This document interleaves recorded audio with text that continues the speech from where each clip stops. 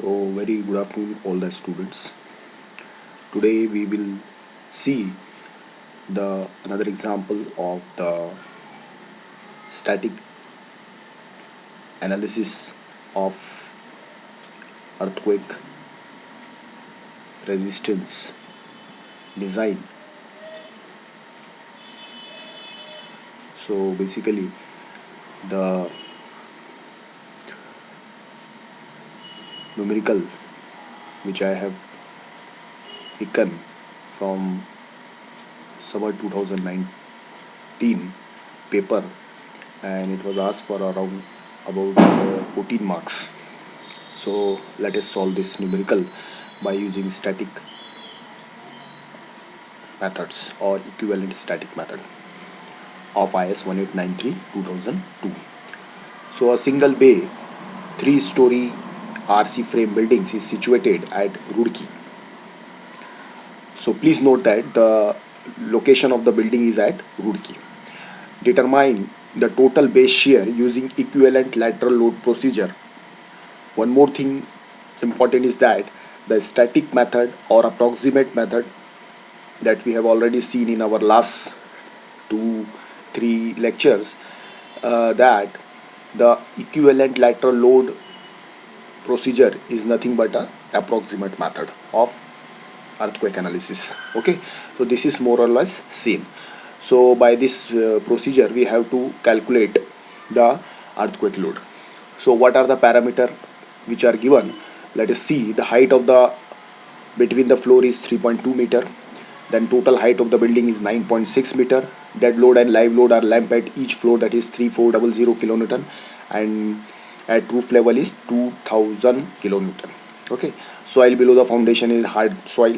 Then assume the building is intended to be used as a hospital building. Okay, so this parameter hospital building will be used as a importance factor. Okay, then the length along x and y direction of the building at the plinth level is 15 meter. Okay, that means the base dimension along x and y direction is same. So basically the main change that is in observe in this numerical is that here the live load intensity is not defined, as we have already seen in our last lecture. Here directly the load are given in terms of a lump load, that is a dead load and live load combo in the form of dead load and live load. Okay, so here we need not require to cater 50% of load on roof level, and we have not we should not able to consider the remaining load on the other floor, as because both the loads in terms of dead load and live loads are already given in the form of lump at the respective floor level as well as a roof level, that is 3400 kilonewton at each floor and 2000 kilonewton at the roof level. Okay, second important thing in this type of numerical is that the diagram is not available. So based on the parameter which are given, so we have to draw or construct the rough diagram of a plan as well as a elevation of the building. Okay, so that our analytical procedure become easy. Okay, and also x and y direction, the building plinth level is 15 meter, so we can calculate the earthquake force either in x or y direction. We need not require to calculate the earthquake force in x and y direction separately, that we have already calculated in last slide, in last lectures. Okay, so here you have to calculate the earthquake force only in either x or y direction, because both the dimension along x and y is 15 meter. Okay, so let us start. First of all, this is the rough diagram that I have drawn. So this is a hard rock soil. If you see the base, then 3.2, 3.2, 3.2, these are the floor height. Okay, the total height what is required is 9.6, so 3.2 into 3, that will become 9.6 meter. So there are 3 floors are available. Okay, out of which the top floor will be acting as a roof floor. Okay, now next parameter, that is the solution we have to consider the design parameter. So first of all, what are the steps? As we know that the building is situated in Roorkee. So as per the annexure number A, page number 36, IS 1893, if you see, the building is located in Roorkee. So let us see that. I have opened this IS 1893, page number 36. Okay, so I just scroll down to page number 36. If you see, this is the map of the seismic map of the India, and page number 36, and this is 28. Okay, page number 36 we required. Yes, so we required the Roorkee. So Roorkee will be there on page number 37, I think. Okay, Roorkee available at LMNPQR, this Roorkee. So Roorkee, this is Roorkee. It comes under the zone number 4 and the seismic zone factor is 0.24. Okay, so as per page number 36, okay, Roorkee and comes under the zone of 4 and the zone factor considered to be 0.24. Okay, so this is 0.24 we have considered, being an hospital building. Okay, the importance factor to be considered as 1.5. So let us see the table number 6. So where the table number 6, let us see that table number, this is table number 8. Okay, table number 6, 7 हो गया. Now 6 कहाँ पे है? 6, this table number 6. So this importance factor, as the building is defined as a hospital building. This is hospital, this is available. So the importance factor to be considered as 1.5. So page number 18, on page number 18 table factor, importance factor is available. So based on that, you have to consider the importance factor as 1.5.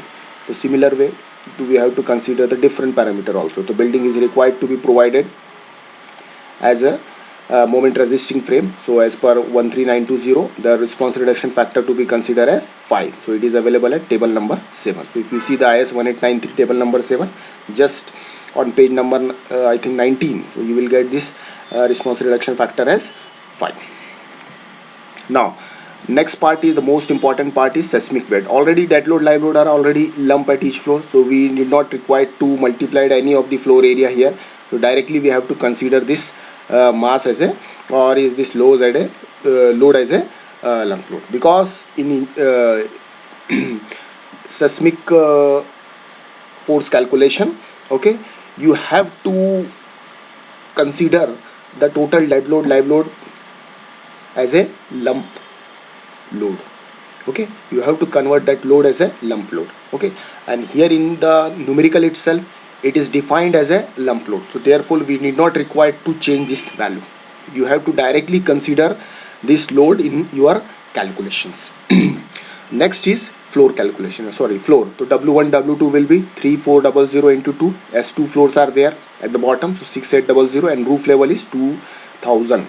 Okay, 2000 kilonewton. So directly we will get the summation. So 6800 plus 2000, that is equal to 8800 kilonewton as a total lump load acting on the building. Next calculation is fundamental time period. Okay, so as per the clause number 7.6.2 IS 1893, the lateral load resistance is provided by the moment resisting frame infill brick wall we have to consider. Okay, so the formula is 0.09 H divided by root D.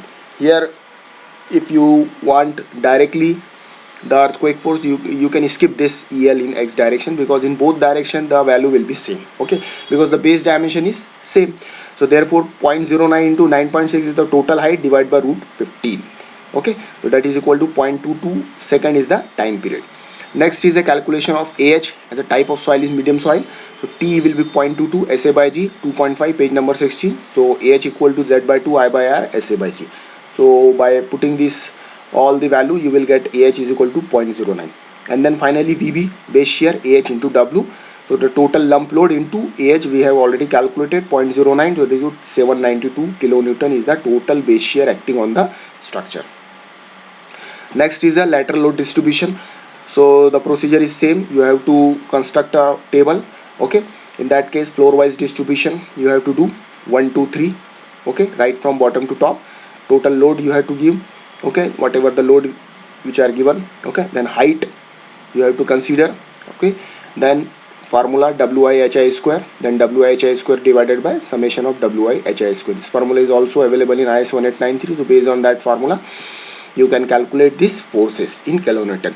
So whatever this formula 0.51 we will obtain, just multiplied with VB value, 0.51 into 792, you will get the value of the force in kilonewton as 403.92. And similarly from top to bottom, 76.82. okay. So this is a total force distribution from top story to bottom story. And then finally the total your base shear calculation. At the top, if you see that the minimum force will be generated, minimum base shear will be obtained, and at the bottom, because of the summation effect, cumulative summation effect, you will get the maximum base shear at the bottom, okay. Similarly at the top, the maximum earthquake force will be contributed, and where at the bottom it will be very less, okay. So based on that calculation, okay, you can easily draw the base shear diagram as well as the force distribution diagram. So this much part is required for your total 14 marks in your examinations, okay. So we have seen the first method, that is approximate method, which is also called as a lateral load distribution method, okay, or approximate method or static method, okay. So we have all seen this type of method, this method, and now we will going to see the another method of the calculation of the lateral load, that is a seismic load on the building, but by using the dynamic analysis, okay. So this is the next part, calculation of the design seismic force by dynamic analysis method. So before starting this method, I would like you to tell one thing, that we have to see that in which case, okay, we require the dynamic analysis. So for this we just have to refer our IS code. So in IS code it is written under the dynamic case. So we just this page number 25 and clause number 7.8, because unless and until you not understand in which case the dynamic analysis of the building is required, you will not be able to differentiate the type of analysis, that is whether in which case you require the static method and in which case you require the dynamic method, okay. Because in general buildings like in Nagpur, that is a zone number 2, we did not require the dynamic analysis. There are the certain conditions, assumptions or parameters which are given in IS 1893-2002, and there are certain clauses are available in IS 1893. So based on that clause, we have to see that whether the building will comes under the dynamic analysis or we just go for the static analysis, okay. So we have to see very carefully this theoretical part of the dynamic analysis before starting the numerical part. So let us see that, okay. So please refer this IS code, or please refer page number 25 for this. So I just read for you clause number 7.81. What it says: the dynamic analysis shall be performed to obtain the design seismic force and its distribution to the different level along the height of the buildings and to the various lateral load resisting elements for the following buildings. So these two parameters are available in IS code. So based on that you can go for the dynamic analysis. So first is regular building, okay. Already in chapter number 2 we have seen what is the definition of regular and irregular buildings based on the certain criteria, okay. So based on that we will see what are the conditions by which this regular building can be analyzed can be analyzed for the dynamic analysis. So regular buildings, those greater than 40 meter in height in zone number 4 and 5. So this point is very important. Already the height of the building is 40 meter, okay, but it should be lie in zone number 4 and 5. So you have to see that if the building is situated in zone number 4 or 5. Zone number 4 or 5 means if it is located in Roorkee, okay, if it is located in like Untarachal, okay. So these are the zone of 4 and 5 of high altitude areas, okay. So under zone number 4 and 5, if the building is having a regular configuration but having the height of the building is more than 40 meter, okay, this is the second parameter. So you just have to see these two clauses, okay. Building is having height more than 40 meter, as well as it should be located in zone number 4 and 5, and those greater than 90 meter in height in zone number 2 and 3, okay. So zone number 2, the best example of zone number 2 is our Nagpur. So suppose a building is to be constructed in Nagpur, okay, and its height is having around 100 meter, okay, or about 91 meter, say. So in that case you have to go for dynamic analysis, seismic analysis. Under seismic analysis you have to perform the dynamic analysis for the building, okay. So for zone and 2 and 3, if the building height is more than 90 meter, so in that case you have to go for the dynamic analysis, okay. Suppose in Nagpur we required to construct a building of height of 40 meter and above, okay, or about 80 meters suppose. So in that case you just go for the static analysis, okay, that we have already seen in our last lecture. You need not require dynamic analysis because it comes under very light zone, that is zone number 2 and 3, okay. So this point is very important. You must understand this point, okay. The next is irregular buildings, okay. So all the frame buildings means all the RCC frame building, whatever the building we have constructed, that is comes under the category of frame buildings higher than 12 meter. It is having the height more than 12 meter in zone number 4 and 5, okay. If it is having the height more than 12 meter and if it's lie in the zone number 4 and 5, so in that case, and the second point is those are having a height greater than 40 meter in zone number 2 and 3. So if you see, as compared to the regular building, irregular building, the height parameter is goes on decreasing, okay. So based on that, as the building configuration is irregular, okay, so in that case the height parameter is also very less.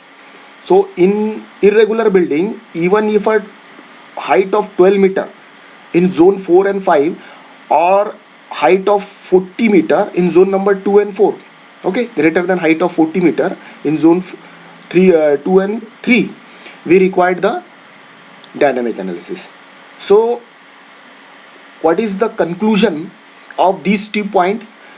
You can easily conclude that this dynamic analysis is basically depends upon the regular building or irregular building. This is the first point, whether the type of building is regular configuration or irregular configuration, okay. And the second parameter is height, total elevation height of the building, okay. Why height factor comes here? As because based on our base calculation and our seismic load calculation that we have already seen in our approximate method, that as the height of the building is increases, okay, the seismic forces, that is the horizontal seismic forces which are acting from top to bottom, is goes on decreasing.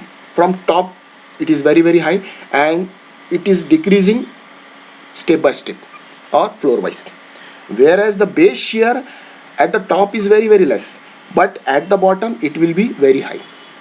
So height parameter is playing a very important role as far as the dynamic analysis is concerned. So you must understand these 2 basic concepts of the theoretical concept, on that the dynamic analysis is depend. The next part is the analytical model for the dynamic analysis of the building with unusual configuration should be such that its adequate models the type of irregularities present in the building's configuration. And the building with plain irregularities, which is defined in table number 4 already, cannot be modeled as for dynamic analysis by this method. For all the irregular building less than 40 meters in height in zone number 2 and 3, dynamic analysis even not mandatory, it is recommended. So dynamic analysis may be performed either by time history method or by response spectrum method. So under dynamic analysis, two methods are also available. Two more methods are available. First is time history and second is response spectrum method. So these two methods are comes under the category of dynamic analysis. Okay. Then, however, in either method, the design base shear, that is VB, shall be compared with base shear VB. Okay, calculated using the fundamental time period TA, which is TA as per 7.6, and where VB is less than VB bar. Okay, VB bar. Okay, so you must understand that what is the meaning of design base shear VB and compared with the base shear VB bar. So VB means the calculated base shear which is obtained from the approximate method, and VB bar is the calculated base shear which will be going to be calculated as per the dynamic analysis. So the base shear of both the method you have to compare. Okay, so where VB is less than VB bar, all the response quantity, for example member forces, displacement, story forces, story shear, base shear, etc., shall be multiplied by VB bar by VB. So this is the one equation you can form between the dynamic analysis as well as the your static analysis. Okay, next is your value of damping for the building may be taken as 2 to 5% of critical damage. This is the damping factor which you have to consider. Then let us see some theoretical part of the time history. The time history method is of the analysis is nothing but it is a method of analysis. It is used when shall be based on the appropriate ground motion and shall be performed using the accepted principle of dynamics. Okay, so time history analysis is also a one type of method of dynamic analysis. So in this case you have to use the principle of dynamics, and based on the certain calculation and regress equation which are I think available in the book of Earthquake Dynamics by Anil K. Chopra. Okay, so this is the advanced book which is available for earthquake resistant design. So under this book some dynamical some formulas are available, and based on the formulation and the formulae you can solve the or you can calculate the horizontal loads using time history method. Then response spectrum method, this is important part as it is also asked in your examinations. So response spectrum method of analysis shall be performed using the design spectrum specified in 6.4.2 by the site specific design spectrum mentioned. Okay, so we will see the theoretical part of this response spectrum in our next slides. Okay, when we will cover our theoretical parts. Okay, then free vibration analysis. Undamped free vibration analysis of the entire building shall be performed as per the established method of mechanism using the appropriate masses and elastic stiffness of the structure, and to obtain the natural time period T and mode shape. This is the mode shape of this of its mode of vibration need to be considered. So which mode to be considered? Let us see. The number of modes to be used in the analysis should be such that the sum of the total mass of all the modes consider at least 90% of the total seismic mass and missing mass correction beyond 33%. So this parameter you have to consider. If the mode with the frequency beyond 33 Hz are to be considered, then mode combination shall be carried out only for the mode up to 33. So this theoretical part we will see when we will cover our numerical parts. Okay, so in numerical you will be better understand this concept of mode. Okay, then the effect of higher mode shall be included by considering the missing mass correction following the well established procedure. So this is the procedure analysis of building subjected to design force. So this is the mode combination is there, the formula is available. So by this form we have already seen this theoretical part when we see the starting part of our analytical method in our last slides, in our last lectures. Okay, so based on this formula you can calculate the horizontal lateral forces. Okay.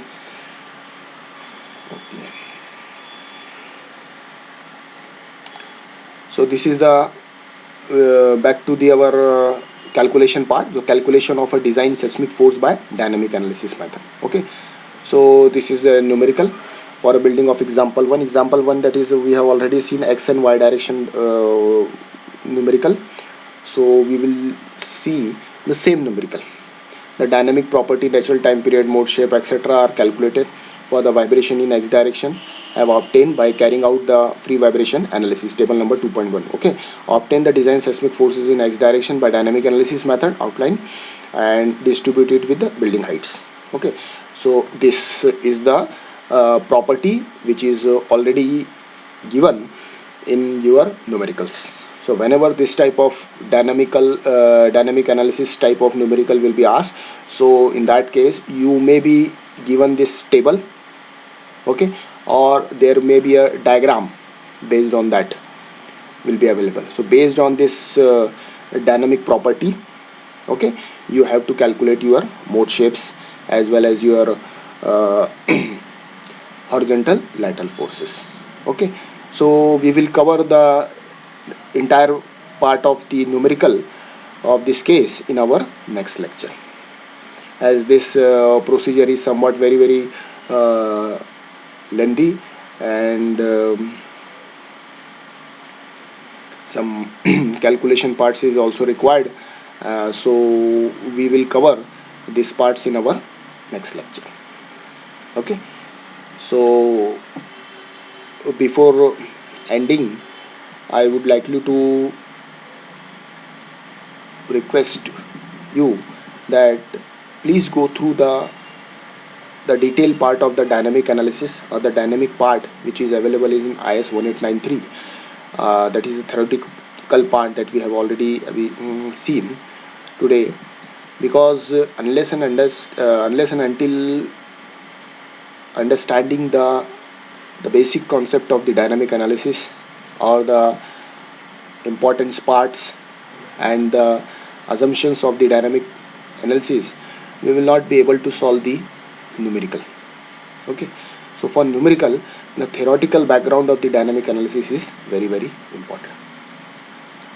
So please kindly go through the IS 1893-2002, okay, for the dynamic analysis. Okay, so we will cover the numerical in our next lecture. Okay, so thank you very much for your kind attention. Okay, thank you.